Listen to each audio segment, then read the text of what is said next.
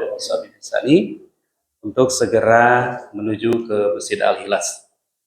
Karena kita akan sebentar lagi akan mulai untuk ta'lim kita.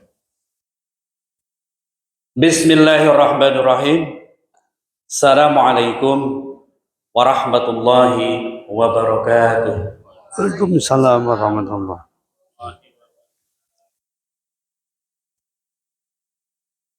Alhamdulillahirabbil alamin. Wa bihi nasta'inu ala umuri dunya waddin.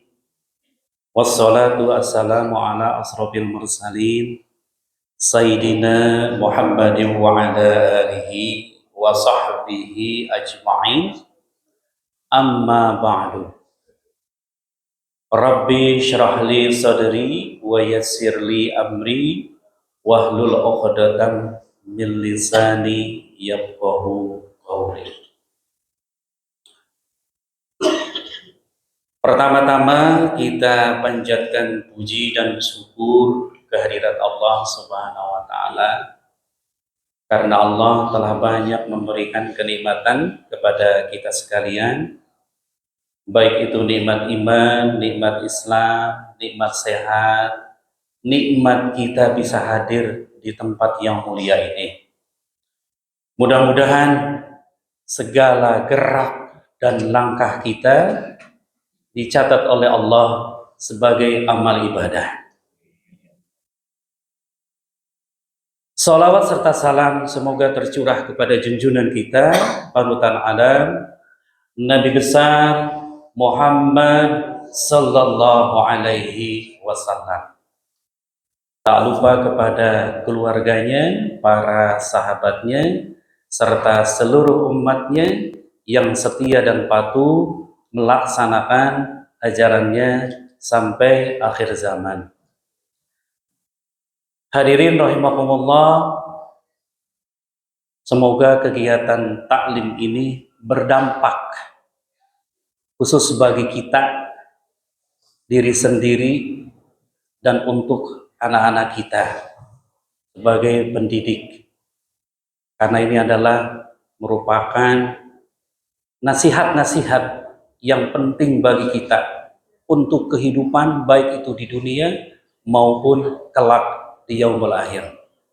Sebelum kita memulai ta'lim, kita sama-sama membaca umul kitab wa ala hadiniyah niyatin kulli salihah sayulillah al-fatihah. A'udzu billahi minasyaitonir rajim. Bismillahirrahmanirrahim. Alhamdulillahirabbil alamin. Ar-Rahmanir Rahim. Min maliki yaumiddin. Iyyaka na'budu wa iyyaka nasta'in. Ihdinas siratal mustaqim. Siratal ladzina an'amta 'alaihim ghairil maghdubi 'alaihim waladdallin. Amin. Mungkin nanti Pak Kiai di akhir setelahnya taklim minta doanya Pak Kiai. Anak-anak kita khususnya untuk SD Bina Insani mau berangkat ke Korea. Mudah-mudahan selamat di perjalanan, selamat nanti ke negara, kembali ke negaranya, negaranya ke Indonesia. Diperkirakan tanggal 9 sampai tanggal 15 November. Hari Minggu ya? Ya. Apa lo? Nuhun. Assalamualaikum warahmatullahi wabarakatuh. Waalaikumsalam warahmatullahi wabarakatuh. Bismillahirrahmanirrahim. Alhamdulillahirabbil alamin. Wassalatu wassalamu ala asyrofil anbiya wal mursalin Sayyidina Muhammadin wa ala alihi wa sahbihi ajma'in. Wala hawla wala quwwata illa billahil aliyyil azim. Asyhadu an la ilaha illallah wahdahu la syarikalah wa asyhadu anna sayyidana wa nabiyyana Muhammadan abduhu wa rasuluh shadiqul wa'dil amin. Allahumma fasalli wa sallim wa barik ala sayyidina Muhammad wa ala alihi wa sahbihi kiram wa sallama tasliman katsira. Amma ba'du. Bapak Ibu guru Uswah Bina Insani yang saya muliakan, pagi hari ini kita akan mempelajari satu ayat yang ayat ini sudah sangat akrab dengan kita karena berkaitan dengan doa, yaitu surat Al-Furqan, surat ke-25 ya, Al-Furqan. Ayatnya ayat 74, surat Al-Furqan ayat 74, yaitu ayat yang berbunyi A'udzubillahi minasyaitonir rajim. Bismillahirrahmanirrahim. Walladzina yaquluna rabbana hab lana min azwajina wa dzurriyyatina qurrata a'yun waj'alna lil muttaqina imama. Walladzina yaquluna, dan ibadur rahman itu hamba Allah yang dicintai, yang baik. Alladzina yaquluna, selalu berdoa, memohon kepada Allah. Rabbana hablana, ya Allah limpahkan kepada kami min azwajina, dari istri atau suami kami, dari pasangan hidup kami, wa dzurriyyatina, dan keturunan kami, anak keturunan kami, qurrata a'yun, anak-anak yang enak dipandang mata, yang indah dipandang mata. Waj'alna lil muttaqina, dan jadikan kami bagi orang-orang takwa imaman, sebagai pemimpin. Jadi salah satu ayat yang menjadi doa rutin ya orang-orang yang termasuk pada ibadur rahman, orang-orang yang dicintai Allah Subhanahu wa taala. Doa tentang dua hal isinya. Pertama, ingin mendapatkan dzurriyyah thayyibah. Dzurriyyah thayyibah artinya keturunan yang baik, yang soleh, yang solehah, yang pinter, yang cerdas, yang punya akhlakul karimah. Makanya dikatakan qurrata a'yun, indah dipandang mata. Lain pika sebelen. Kan banyak anak-anak yang pika sebelen ya. Pika sebelen, pika resepet perup. Ya. Ini qurrata a'yun. Anak-anak yang cerdas, yang pinter, ya, yang akhlaknya indah, luar biasa. Itu yang pertama, doa yang pertama. Yang kedua, waj'alna lil muttaqina imama, jadikan kami pemimpin bagi orang-orang yang bertakwa. Jadi ayat ini menggambarkan luar biasa keinginan kita di masa depan memiliki anak keturunan yang soleh dan soleha, dan memiliki pemimpin yang bertakwa. Ternyata anak-anak yang soleh dan pemimpin yang bertakwa itu hasil dari al-madrasatul ula. Al-madrasatul ula la al-usrah, keluarga. Jadi dari keluarga itu, di samping fungsi-fungsi yang banyak, ada dua fungsi yang utama. Fungsi yang pertama adalah melahirkan anak keturunan yang soleh dan soleha. Yang kedua, melahirkan pemimpin bagi orang-orang yang bertakwa. Ya, jadi bukan sekedar tempat berkumpul keluarga itu, tapi tempat melahirkan kader-kader umat, kader-kader bangsa yang baik. Itu harus lahir dari keluarga yang baik. Yang pertama, kenapa anak keturunan? Karena ternyata anak keturunan ini yang soleh dan soleh itu merupakan indikator kebahagiaan. Kita akan bahagia sebagai orang tua kalau melihat anak-anak yang soleh dan soleha. Dan Nabi mengatakan itu dalam sebuah hadis.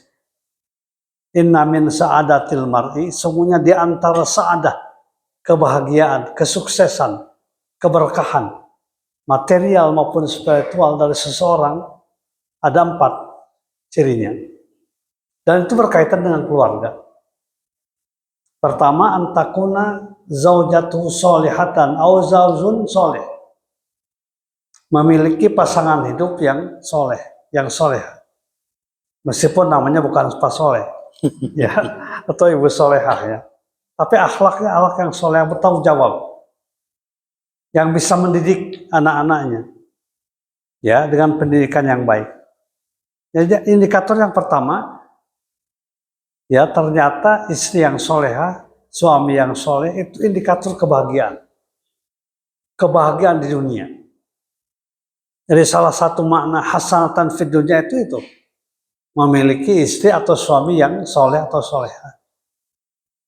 Itu yang pertama ya. Ini jarang kita sadari, ya. Ternyata istri yang soleh itu bagian penting dari kebahagiaan kita. Suami yang soleh bagian penting dari kebahagiaan kita. Hayangnya sama kowe banyak kau majikan ya. Ya, sama suami juga begitu. Resep. Padahal itu indikator kebahagiaan. Antakuna zaujatun soleha atau zaujun soleha. Itu yang pertama. Yang kedua, wa antakuna awladuhu abraran. Memiliki anak-anak yang abror, yang khair, yang baik, yang cerdas. Secara spiritual, cerdas secara intelektual, cerdas secara sosial, dan cerdas secara emosional. Yang pintar, abron, yang berakhlakul karimah, yang punya integritas pribadi yang kuat. Ya, ini indikator yang kedua. Berbahagialah jika kita bisa melahirkan generasi anak-anak yang soleh dan solehah, yang abror istilahnya. Itu yang kedua. Yang ketiga, wa ayyakuna khulaqahu salihin. Memiliki sahabat dan teman yang soleh. Ternyata bahagia sekali kalau kita punya lingkungan yang baik, yang kondusif, ya, untuk kebaikan. Lingkungan yang saling menghormati, saling mengoreksi, saling menasehati, ya, saling mendukung dalam kebaikan, mencegah dari hal yang negatif. Solehin.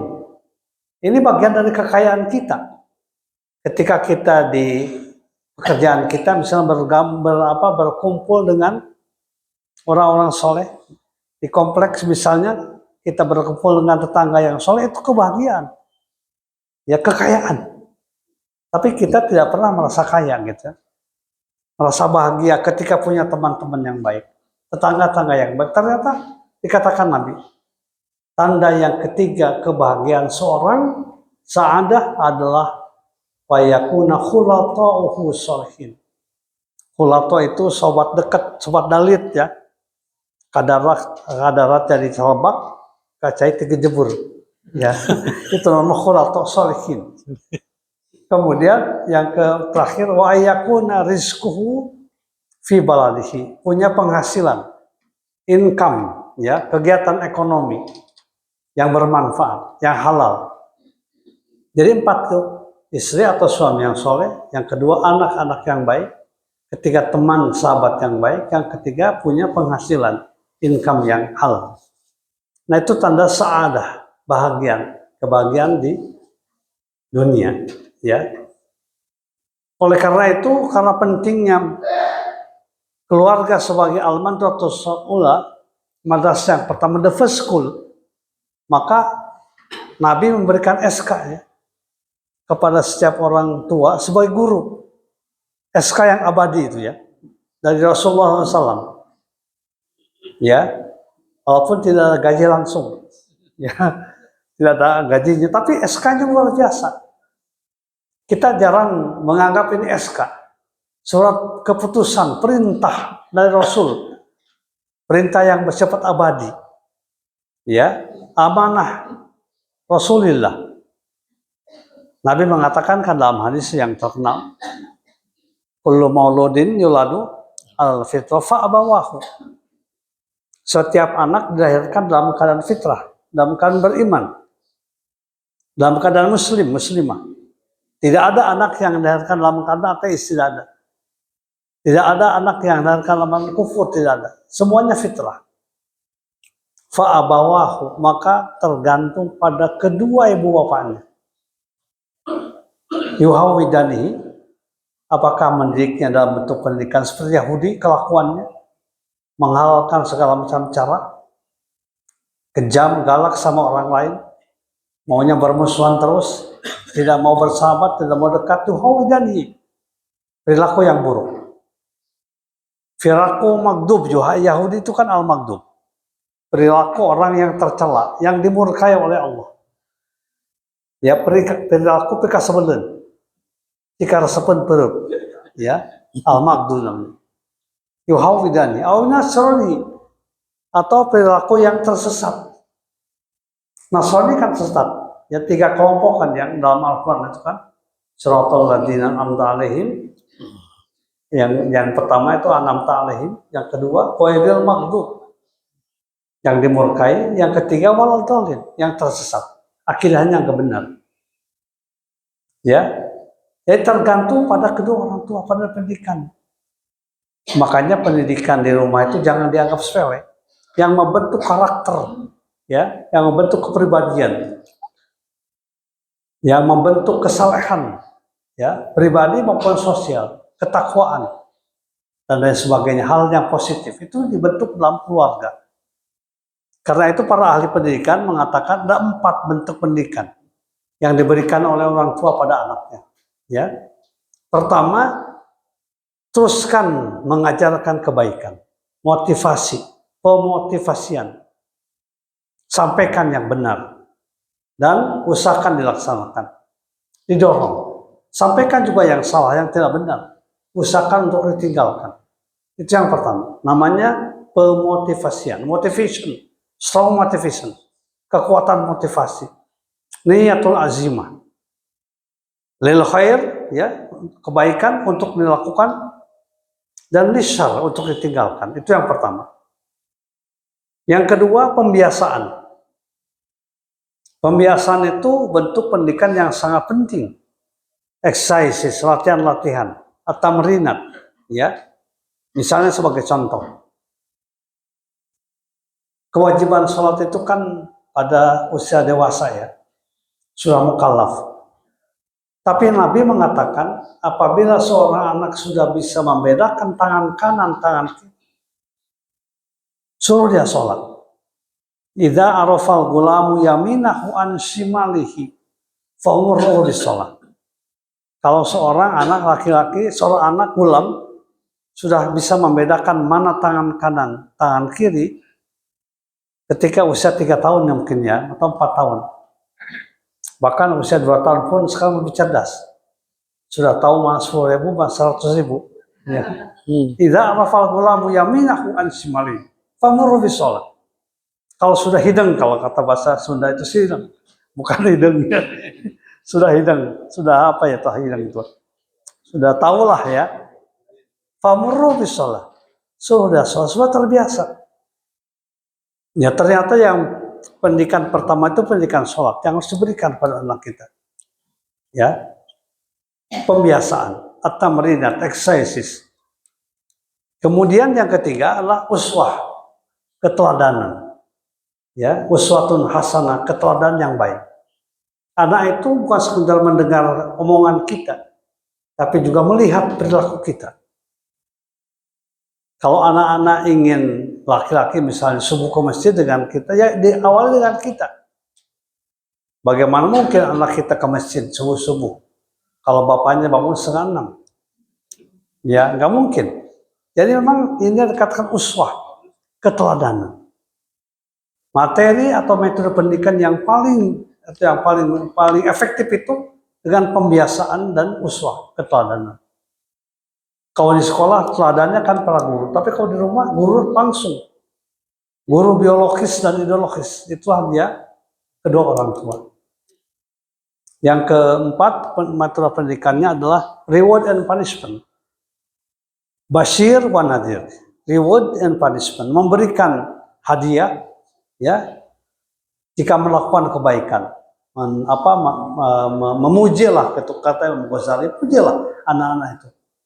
Jangan kikir dalam memuji, jangan. Kalau anak punya prestasi, kita puji, ya. Ini bagian dari reward, ya. Yang kedua, punishment. Berikan sanksi kalau melakukan kesalahan, jangan dibiarkan. Kalau tidak sopan sama kita misalnya pada tamu, ya ada tamu pura-pura tidak tahu misalnya, itu harus dipunishment, diberikan peringatan. Ya, kalau seandainya suatu kesalahan dibiarkan, dia merasa ini baik, padahal tidak baik.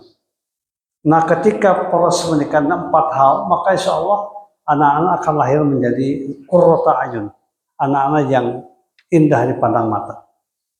Pikar sepen. Ya, indah, qurrata ayun itu kan indah.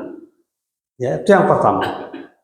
Yang kedua, waja'alna lil muttaqina imama.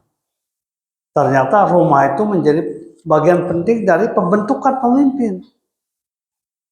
Pemimpin yang baik itu lahir dari keluarga. Ya, makanya pemimpin yang baik kalau kita sejarahnya mereka berasal dari keturunan yang baik. Dari dzurriyyah thayyibah, ya. Dzurriyyah salimah, ya, yang cerdas yang baik. Jadi bukan dari keluarga yang tidak baik. Ya, kecuali ada takdir Allah yang lain, ya. Ya, tapi biasanya lahir dari sebuah keluarga yang baik yang memperhatikan pendidikannya.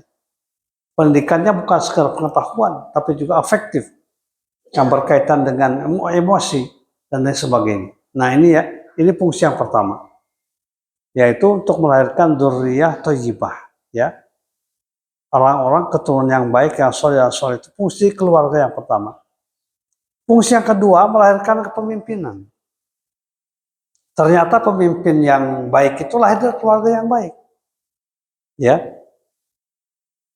Pada hari kemarin itu kan pemilihan wali kota New York, ya.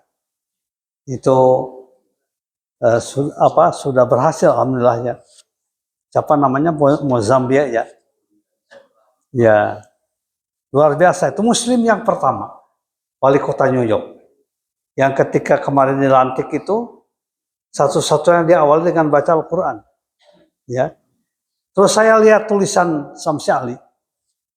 Samsi Ali suka kontak saya, ya, yang berkaitan dengan perkembangan di Islam di Amerika.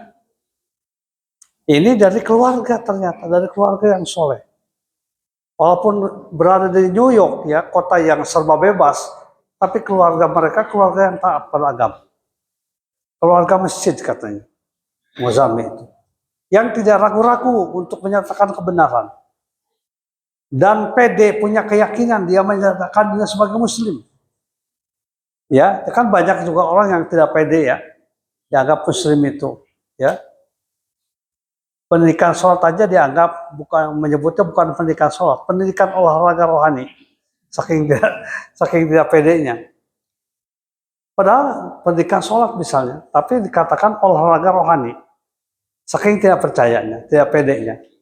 Nah, keluarga itu katanya keluarga yang baik. Waja'alna lil muttaqina imama. Karena itu kalau kita berbicara kepemimpinan, maka kita juga harus punya cita-cita. Orang tua harus punya idealisme, guru itu harus punya idealisme. Kita itu mendidik harus punya idealisme. Ingin melahirkan kader-kader yang terbaik. Ya, ingin melahirkan pemimpin yang terbaik bagi umat dan bangsanya. Ya, makanya saya tidak sependapat dengan orang yang mengatakan bahwa Indonesia itu masa depan gelap.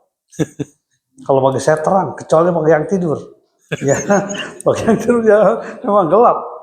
Ya, saya kemarin di OJK, ya, ngobrol diskusi dengan teman-teman bagaimana tentang ekonomi syariah. Saya katakan ekonomi syariah itu ekonomi masa depan. Ekonomi masa depan, bukan ekonomi alternatif, ekonomi keharusan. Karena hancurnya ekonomi sekarang bukan semata-mata karena aspek manajemen, tapi karena ideologi ekonominya, ideologi kapitalis. Ya, ekonomi konvensional kan tidak ada istilah pemerataan. Yang penting dia kaya, dia berhasil secara sendiri, tidak peduli dengan yang lain. Kalau Islam kan bukan. Sejahteranya bersama-sama. Saya sampaikan hanya ekonomi syariah yang bisa menyelesaikan masalah, bukan ekonomi konvensional. Apalagi ekonomi ribawi. Ya, ekonomi bungawi itu kan, ekonomi ribawi itu ekonomi jahat. Saking jahatnya dikatakan dalam Al-Quran, ya, ya ayyuhalladzina amanu taqullaha wa daru ma baqiya minar riba in kuntum mu'minin. Wahai orang-orang yang beriman, bertakwalah kepada Allah dan tinggalkan riba sedikit pun juga. Kalau kalian beriman, fa illam taf'alu, jika kalian tidak mau meninggalkan, fa'dzanu biharbim minallahi wa rasulih, sama dengan memaklumkan peperangan dengan Allah dan Rasulnya. Bayangkan tuh, riba itu sama dengan merepan ke Allah, ngajak gelut. Ya, bukan mengundang keberkahan. Jadi karena itu saya kira kita harus kembali pada jati diri kita, menjadikan keluarga itu bagian penting dari pendidikan untuk anak kita, di samping sekolah, pesantren, kampus dan sebagainya. Tapi jangan kita tinggalkan. Ternyata pendidikan untuk melahirkan generasi muda yang lebih baik, yang soleh, dan pemimpin yang baik itu bukan dari mana-mana, dari rahim kita, dari anak keturunan kita, anak biologis kita, untuk menjadi anak ideologis kita. Saya kira berpadu ya, ketika di rumahnya baik, pendidikannya, kemudian masuk ke sekolah baik, insya Allah hasilnya akan lahir pemimpin-pemimpin yang baik. Saya berharap dari Bina Insan ini nanti akan lahir pemimpin masa depan. Ya, lihat bapak-bapak kan semua wajahnya wajah pemimpin. Ya insya Allah, wajah yang menggembirakan. Ya, bukan wajah bingung, wajah optimis ya, bukan wajah pesimis. Tidak boleh kita pesimis. Sesulit apapun kehidupan kita, jangan takut menghadapi kesulitan. Karena ketika kita berhadapan dengan kesulitan, pasti kita akan berhadapan dengan kemudahan. Makanya fa'inna ma'al usri yusra, inna ma'al usri yusra. Ma'a itu ma'iyah. Yusra itu cari oleh engkau, yusra itu dari kesulitan. Jangan mencari kemudahan dalam kemudahan. Ya, kalau mencari kemudahan dalam kemudahan namanya mustahil bahasa Inggris. Bahasa Arabnya, ya mustahil, impossible, sesuatu yang tidak mungkin. Karena itu kuatkan diri kita dalam menghadapi keadaan sekarang ini untuk terus mendidik dengan sebaik-baiknya. Niatkan anak-anak kita supaya menjadi orang yang soleh, ya, dan juga pemimpin. Pemimpin itu menurut saya akan lahir ke depan. Mungkin tahun tahun 40-50 itu akan lahir dari sekolah-sekolah Islam. Saya yakin begitu, karena sudah kelihatan, ya sudah kelihatan. Anak-anak yang mendapatkan pendidikan terpadu itu anak-anak istimewa. Ternyata anak-anak yang pintar, yang cerdas, bukan anak-anak yang bodoh. Ya, bahkan anak-anak yang bodoh itu kebanyakan dari anak-anak yang tidak terdidik dengan pendidikan agama. Ya. Jadi saya kira 4 indikator itu ada di kita ya. Pertama, zaujatun solehah. Yang kedua, anak-anak yang abrol. Yang ketiga, teman-teman sepergaulan yang baik. Dan yang keempat, ada penghasilan, ada income. Ya, ada pendapatan. Ya, pendapatan yang halal yang melahirkan kebaikan. Saya kira demikian yang dapat disampaikan, mudah-mudahan bermanfaat. Dan kita doakan anak kita yang akan berangkat kemana? Korea. Ke Korea ya. Tanggal 9 sampai 15. Tanggal 9 sampai 15. Ya. SD Bina Insania seperti itu. Ya berapa orang nih? Ada sekitar 28. Ya, ya mudah-mudahan selamat, dimudahkan perjalanannya, sehat ya, mendapatkan ilmu, pengalaman yang bermanfaat, baik kehidupannya, baik sekarang maupun juga di masa mendatang. Amin. Al-Fatihah. Alhamdulillahirabbil alamin, arrahmanir rahim, maliki yaumiddin. Iyyaka na'budu wa iyyaka nasta'in. Shiratal ladzina an'amta 'alaihim ghairil maghdubi 'alaihim waladdallin. Amin. Bismillahirrahmanirrahim. Alhamdulillahirabbil alamin. Hamdan syakirin, hamdan na'imin. Hamdan yuwafi ni'amahu wa yukafi mazidah. Amin ya Allah. Ya Rabbana lakal hamdu wa lakal syukru wa lakal mannu wa lakal fadlu kama yanbaghi li jalalil karim wa 'azimi sultanik. Allahumma shalli ala sayyidina Muhammadin fil awwalin wal akhirin. Rabbana zidna ilman nafi'a warzuqna fahman wasi'a wa rizqan halalan thayyiban. Rabbana hab lana min azwajina wa dhurriyyatina qurrata a'yun waj'alna lil muttaqina imama. Rabbana atina fid dunya hasanah wa fil akhirati hasanah wa sallallahu ala sayyidina Muhammad subhana rabbika rabbil izzati amma yasifun wa salamun alal mursalin walhamdulillahi rabbil alamin. Assalamualaikum warahmatullahi wabarakatuh. Waalaikumsalam warahmatullahi wabarakatuh. Terima kasih Pak Kiai Hatur Nuhun yang telah memberikan ilmu kepada kita sekalian. Mudah-mudahan apa yang beliau sampaikan bermanfaat untuk kita dan bisa mengaplikasikan dalam kehidupan kita sehari-hari. Kita tutup dengan membaca doa kafaratul majlis.